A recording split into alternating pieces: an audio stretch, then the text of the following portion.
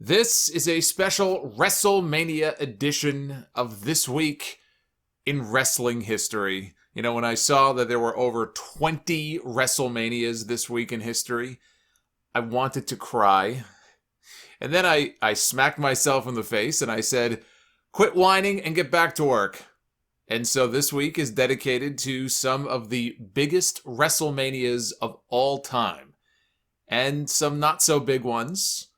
And so we begin with the most important WrestleMania of all time. The very first one, which took place 36 years ago this week on March 31st, 1985. It's the year Marty McFly was from. At Madison Square Garden in New York City, my father and his father were in attendance that night. I still have the original WrestleMania logo t-shirt they bought me, which is a size small. And so if I tried to wear it now, it would basically be a bra or a man's ear, if you're a Seinfeld fan. But I do still have it. Vince McMahon's national expansion was in full effect. There was a chance meeting on a flight the year prior with Captain Lou Albano and Cyndi Lauper that got her involved with the company as part of the whole rock and wrestling connection. Mr. T, he was involved, right? He was one of the most famous TV stars of that era from the A-Team. He would team up with Hulk Hogan in the main event of this show. They brought in other celebrities like Liberace as the guest timekeeper. They had former Yankees manager Billy Martin as the guest ring announcer for the main event. Muhammad Ali was supposed to be the referee for the main event, ended up being the outside enforcer. Pat Patterson had said years ago on a Legends Roundtable that Ali's Parkinson's disease was starting to cause him some problems, which is why, or at least one of the reasons why they swapped him out of the ring and had Patterson as the referee during that main event. Now, I've also heard they had concerns about what Mr. T may or may not do during the match. There were a lot of questions about things that might happen in that main event.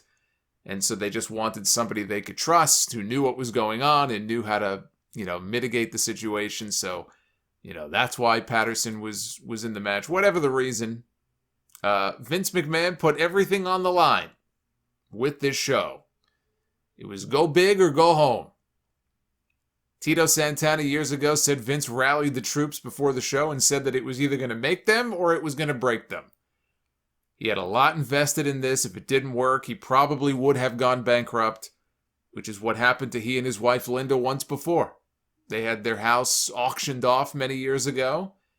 Linda's car was repossessed right out of their driveway. This would have been around the time she was pregnant rather with Stephanie. So they didn't want that to happen again. They had been down that road before. Bankruptcy. They didn't want to go through that again. They got a letter of credit from a bank to help finance the show. And it was a success. It was seen by over 1 million people on closed-circuit TV. Got the major publicity all over the country. In fact, Hulk Hogan and Mr. T hosted Saturday Night Live on NBC the night before. It was also, of course, the incident on Richard Belzer's old TV show. I don't remember what the name of the show was. Richard Belzer was a comedian. He was an actor. He was on Law & Order for a number of years. But he had a television talk show back then. And Hogan and Mr. T were on as guests to promote WrestleMania. And I think Belzer wanted Hogan to put him in some kind of a wrestling hold just to demonstrate. And so he put Belzer, Hogan did, in a front face lock and put him out. And he went to go let go of him, maybe not realizing he was unconscious.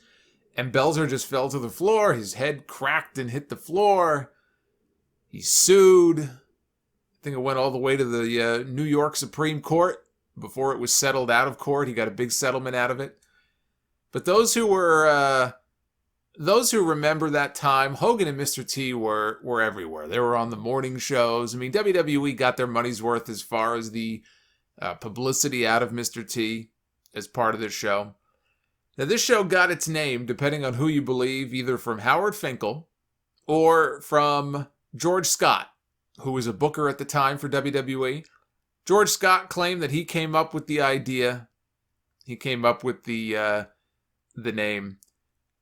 Finkel once told Slam Wrestling that he was the one who came up with the idea when he brought up the Beatles. When the Beatles came to America, there was this whole Beatlemania phenomenon that swept the country. And so he asked the question, I guess in a meeting with McMahon and everybody else, he just goes, well, there was a Beatlemania, how come there can't be a WrestleMania? And the rest is history. And thank God it was, because the name Vince McMahon wanted to go with for this first big event was the Colossal Tussle, which just doesn't have the same ring to it. If you try to think of Shawn Michaels calling himself Mr. Colossal Tussle, I don't know, it just doesn't roll off the tongue quite as well. But King Kong Bundy pinned Special Delivery Jones in what they claimed was a record-setting 9 seconds, which actually was closer to 24 seconds. I mean, I've heard of exaggerations in wrestling, but this is ridiculous. Andre the Giant beat Big John Studd in a $15,000 body slam challenge. Wendy Richter, with Cyndi Lauper in her corner, won the women's championship from Leilani Kai. And the babyfaces got the win in the main event with Hulk Hogan and Mr. T beating Roddy Piper and Paul Orndorff, who took an errant shot from Cowboy Bob Orton in the cast on his arm. Linda McMahon got a call about 3 o'clock in the morning after the event, once all of the closed circuit receipts were in from around the country, letting her know that it did well enough that they just broke even. So they didn't have to worry about the bank coming after them. 34 years ago this week, on March 29th, 1987, the most iconic WrestleMania of all time, although I know some might say that belongs to number 17. WrestleMania III was held at the Pontiac Silverdome before a reported crowd of 93,173 fans. WWE had the pay-per-view blacked out on all cable systems in the state of Michigan as a way to kind of drive people to have to physically buy a ticket and come to the Silverdome if they wanted to see the show. That number has been disputed now for a number of years, the attendance figure, by Dave Meltzer, who reported, for many years, Meltzer reported that same 93,173 figure in the Observer. He just took it at face value, and he reported it in his newsletter for years, until sometime in the mid-90s, he was having a phone conversation with Zane Breslov, who he was, very friendly with at that time.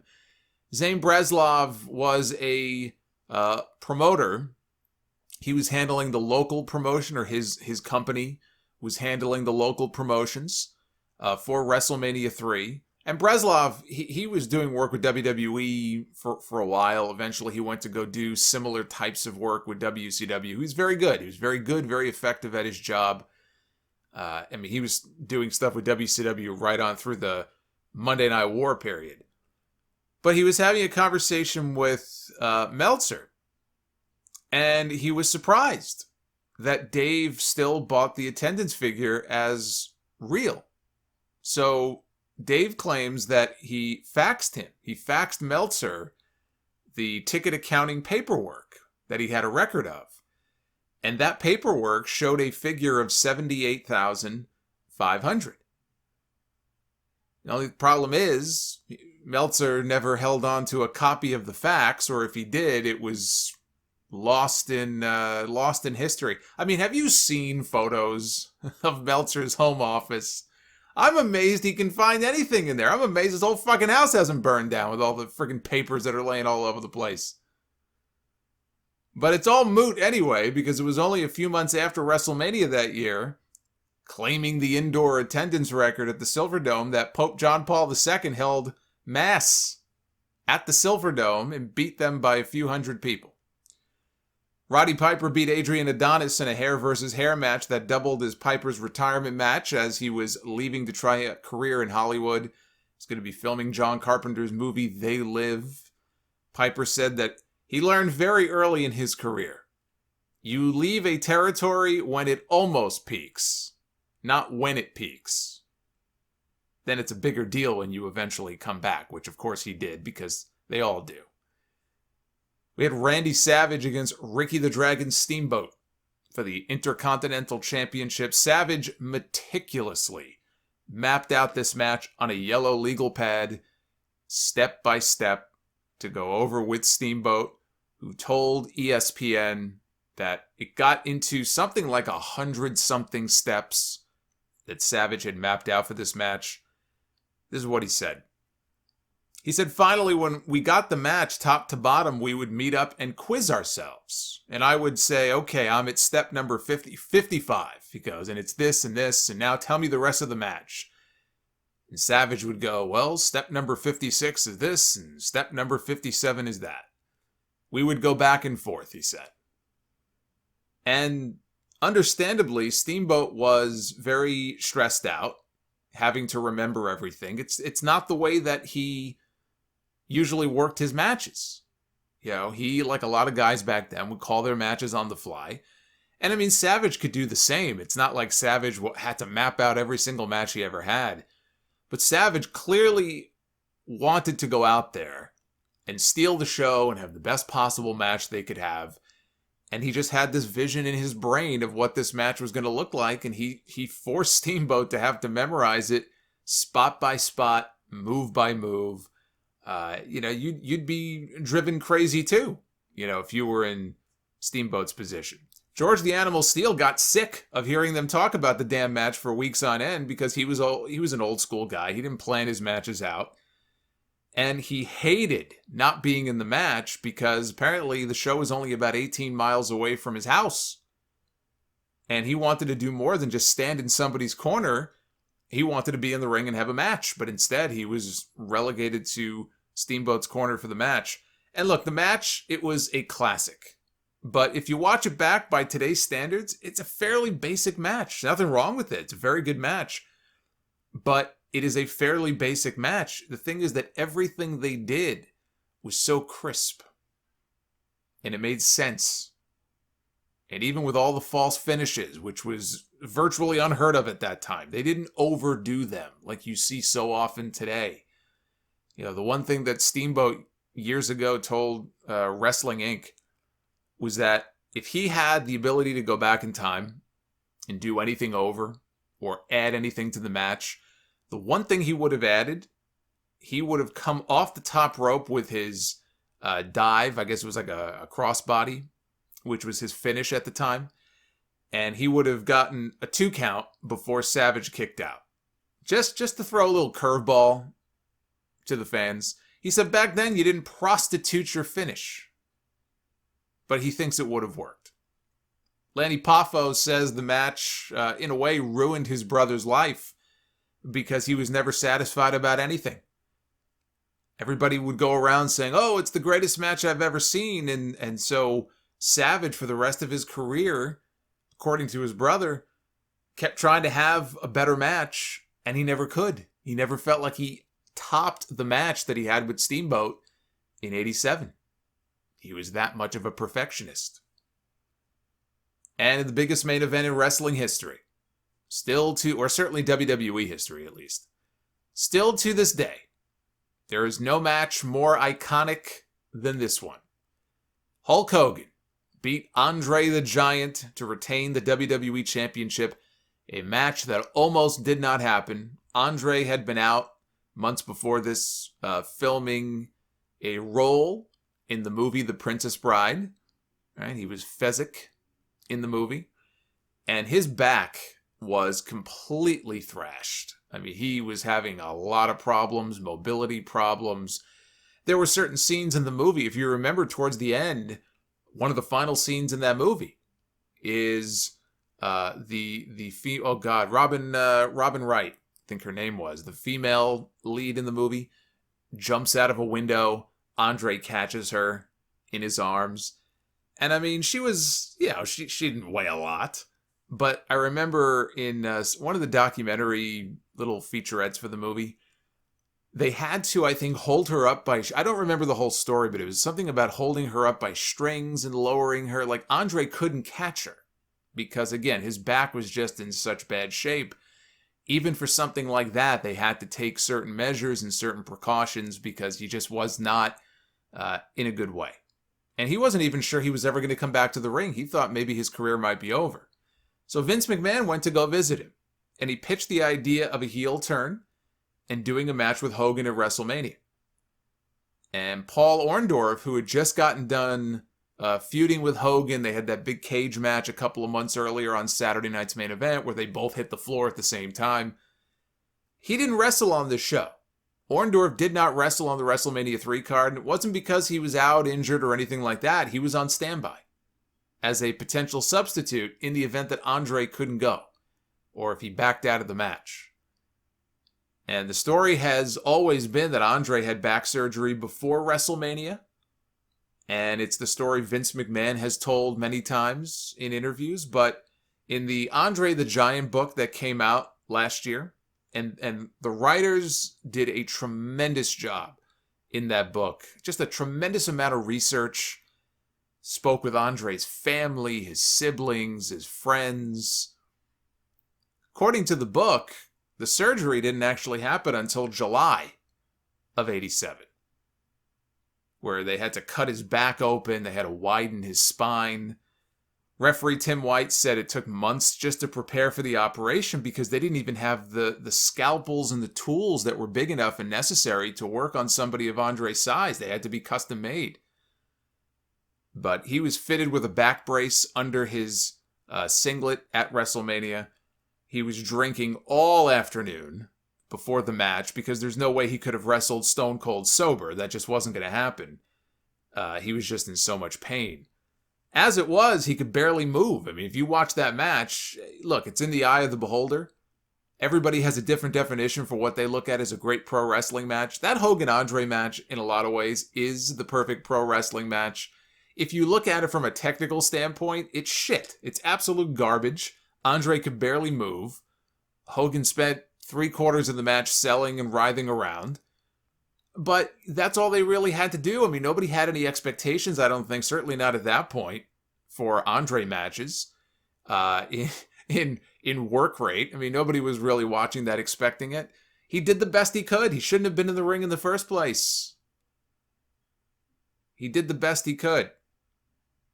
But when he, when it was time, he went up for the slam, which is all anybody remembers. It was all to build to the body slam.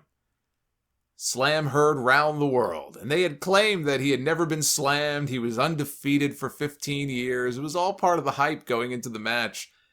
None of that was true. He had been slammed numerous times. He was not undefeated. But it didn't matter. It's part of the folklore of the match. And if you ask me to identify one moment that really symbolizes WWE, and you see it every week at the beginning of every one of their television shows in the opening signature, it's Hogan slamming Andre.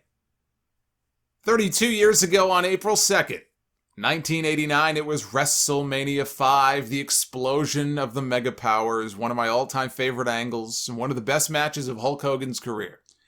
This was the first WrestleMania for Mr. WrestleMania, Shawn Michaels, who was very hungover during the Rockers match against the Twin Towers after arguing with his wife, his first wife, Teresa, the night before, and he ended up staying out drinking until 4 a.m. with Marty Jannetty, but you would never know it.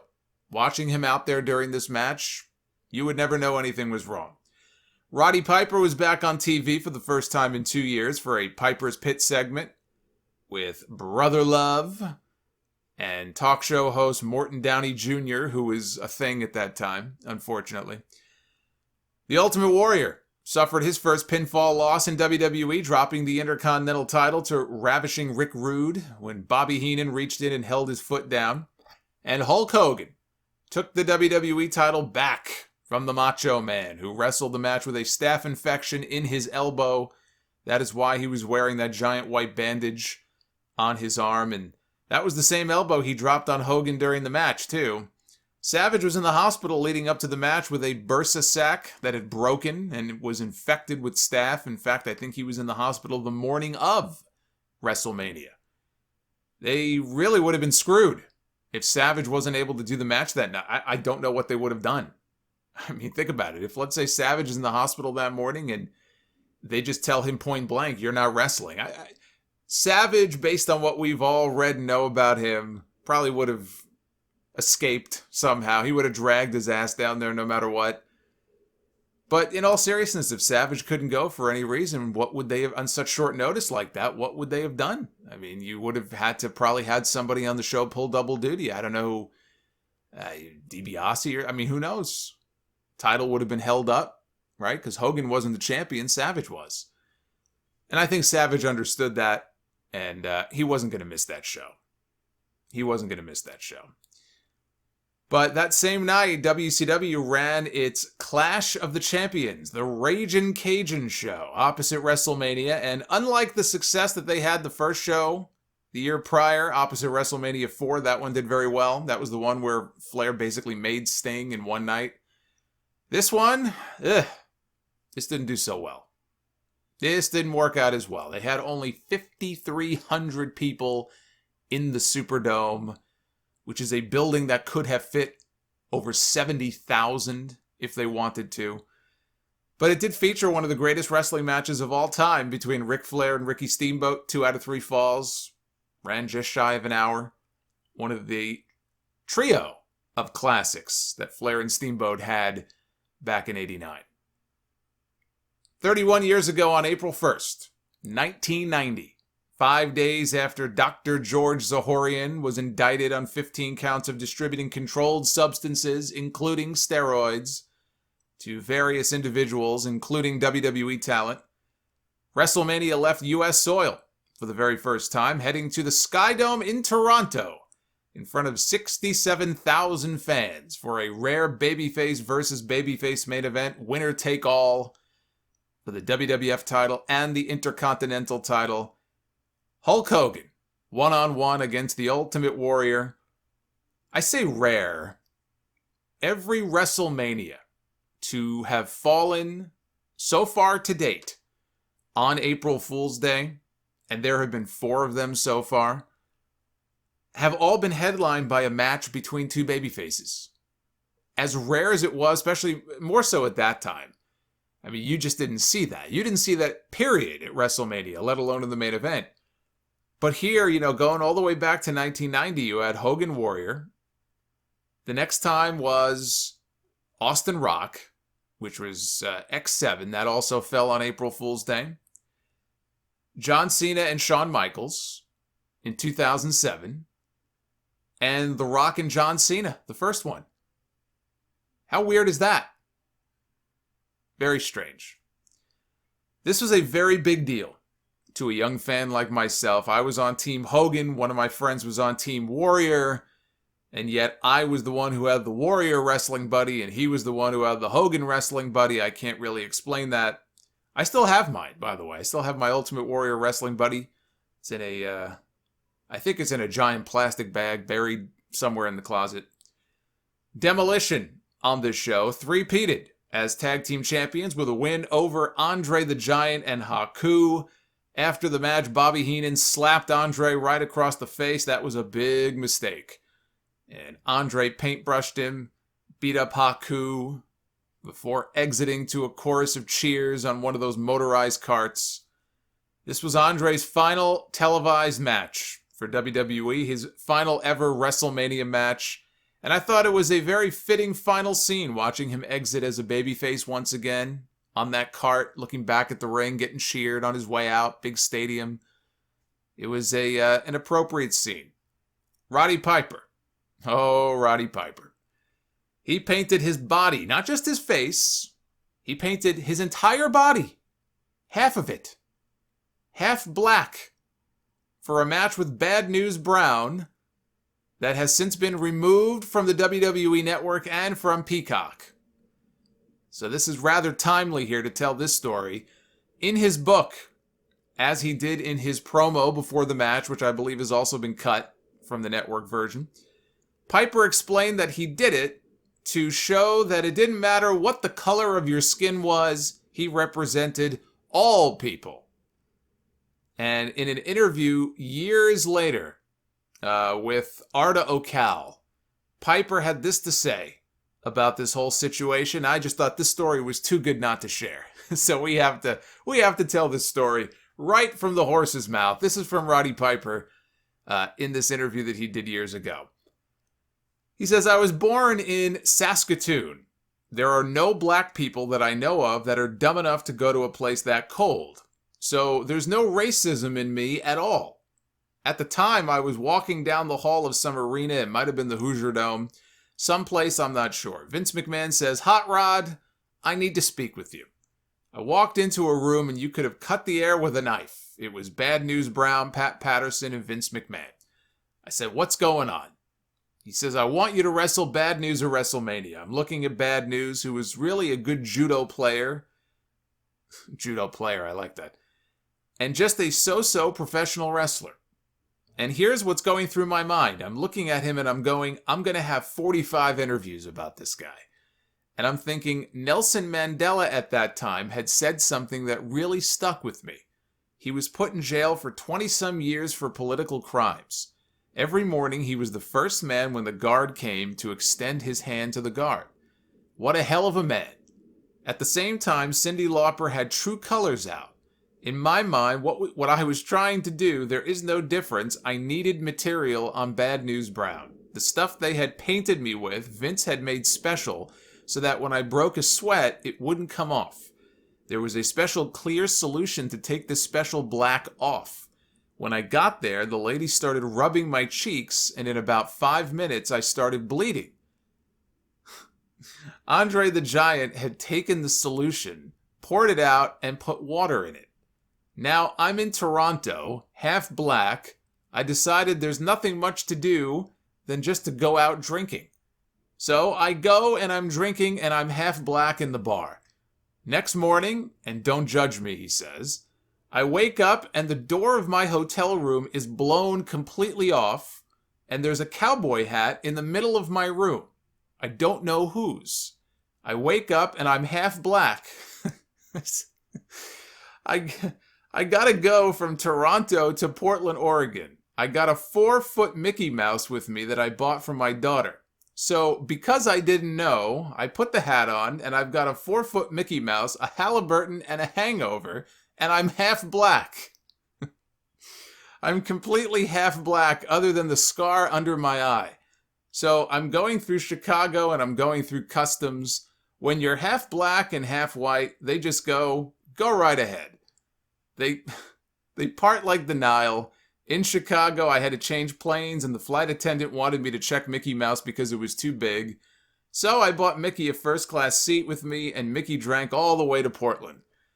The way I got it off was that I had to sit in a sauna. It took me about a month of rubbing this stuff off. But what am I going to go do? Beat up Andre? That is a great story. Still don't understand why he painted himself half black, but that is a great story. Dusty Rhodes tagged with Sapphire in the first ever mixed tag match in WrestleMania history against the Macho King and Sensational Sherry.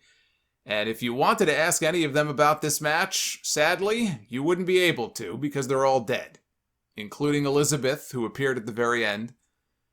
Diamond Dallas Page made his WWE debut not as a wrestler, but as a driver. He was friends with Bushwhacker Luke, who knew Dallas owned a pink Cadillac. And WWE was looking for someone with a classic car to drive Rhythm and Blues to the ring at WrestleMania for their match. Pat Patterson asked Dallas, how much would it cost for us to rent the car from you? And Dallas said, look, I'll tell you what. If you pay to ship the car to Toronto and you fly me in and you put me up, I'll drive down the aisle for free. I'll drive the car for you. I won't even charge you for it. So that's what they did.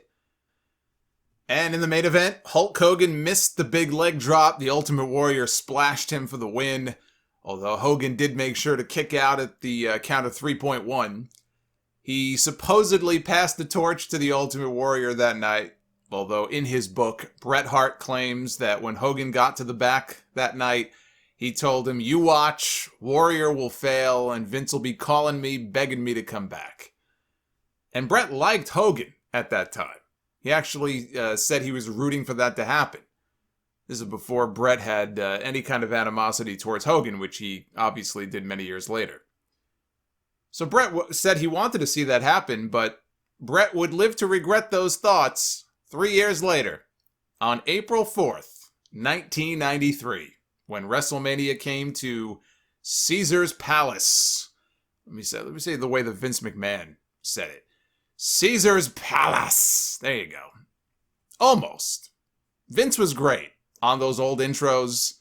Vince, he used to be fantastic at that. But this was the night that Jim Ross made his WWE broadcast debut wearing a toga. Not a vision that I think any of us care to go back and see. But Jim Ross had been demoted and taken off of WCW television the month before this, or a little over a month before this. And there was a lot of controversy at that time because Jim Ross had a radio show in Atlanta that was sponsored by WCW. And shortly before WrestleMania, in an unannounced surprise, he came on the air of his radio show, and who did he have with him? Vince McMahon, Bobby Heenan, and Shawn Michaels as his guests to preview WrestleMania IX. And this here is from the April 5th, 1993 issue of the Wrestling Observer. On the show, McMahon made the announcement that Ross was joining the WWF, hyping him as the premier announcer in the business, saying that Christmas came early this year because they got Jim Ross, which was the equivalent of John Madden jumping from CBS to NBC. I have a soft spot for this show. It's not a great show. I'm not going to sit here and try to tell you, oh, here's why WrestleMania IX is so great. There's just something about the show as the years have gone on, and I hear a lot of people and I see a lot of people shit on it. And again, it would not be anywhere close to even the first half of a top WrestleManias of all time list. But, you know, it's just unique enough that I kind of like it, even though it doesn't really feel like a WrestleMania. Hulk Hogan challenged for the tag team titles for the first time at WrestleMania. He did not win them, but he won a much bigger prize at the end of the night. Hogan was also sporting a black eye on this show that they claimed was from a jet ski accident, but the urban legend over the years is that Randy Savage got into a heated argument with Hogan before the show, punched him in the face. Savage did go off on Hogan later that year in a radio WWF interview for Hogan and his wife and his view playing a part in his marriage falling apart to Elizabeth. I know he put a lot of the blame on Hogan for that. So who knows? Who knows what the truth is and if the punch happened or not. You know, a jet ski accident, I would think it would have done a lot more damage than one black eye. But again, who knows what happened? He did, look, Savage got in the ring when the show was over and Hogan was celebrating. They went off the air. Savage had been doing commentary at ringside. There is footage. This was on one of these WWE DVD releases in the last several years. So there's footage of Savage climbing into the ring when the show is over. And the cameras were not shooting this live.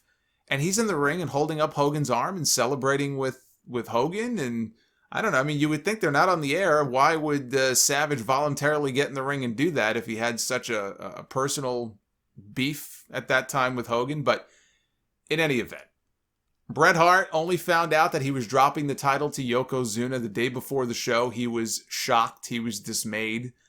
He was blindsided by the news. He was also pissed at Yokozuna during their match for going home early, cutting out all of Bret's big comeback spots that they had planned. Yoko won the title. Out came Hulk Hogan to the rescue. 2 minutes later, Hogan was the champion. And Bret says that in the back, Hogan came up to him, big smile on his face, and thanked him and told him he won't forget it. He looks forward to returning the favor to him.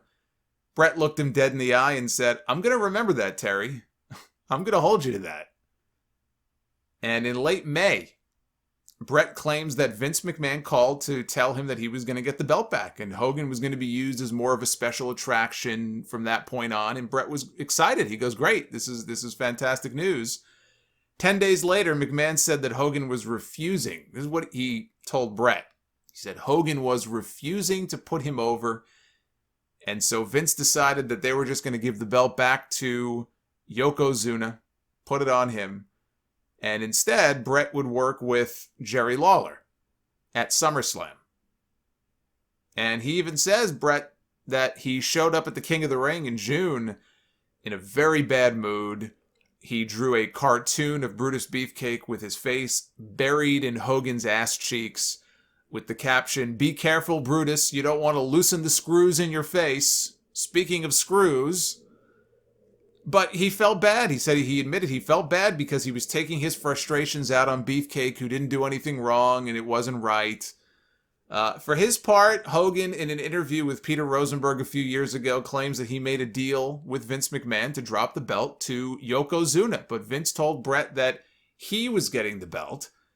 And when Bret confronted Hulk, Hogan says, "Look, brother, it's not that I don't want to drop the belt to you, brother. It's just that it's not the deal that I made, dude." As if he didn't have the power to change this alleged deal that he made with Vince McMahon. Give me a fucking break. He says that they both met with Vince. Vince McMahon told Bret, "You getting the belt is what you thought you heard." And Hogan said that if Vince had asked him to drop the belt to Bret, he would have done it. But Vince never asked him. Instead, he asked him to drop it to Yokozuna. Hogan felt that's what had to be done. So I will leave it up to you to decide who is more credible and who is mostly full of shit in their retelling of these stories. But Hogan putting over Bret Hart at SummerSlam in '93 would have been huge. It would have been huge for Bret, and it would not have hurt Hogan one single bit. I don't care how much smaller he was than Hogan. You know, Hogan was bigger than Bret, but even at that point in '93, Hogan wasn't that big compared to his peak when he looked like a fucking monster. You know, Bret was not a midget. So this whole thing about the size difference and how unbelievable it was, you know what? Maybe if Bret were in there with 86 or 87 Hogan, you know, when he was all jacked and roided up, I mean, that might be different. But there was absolutely a way that they could have worked that match.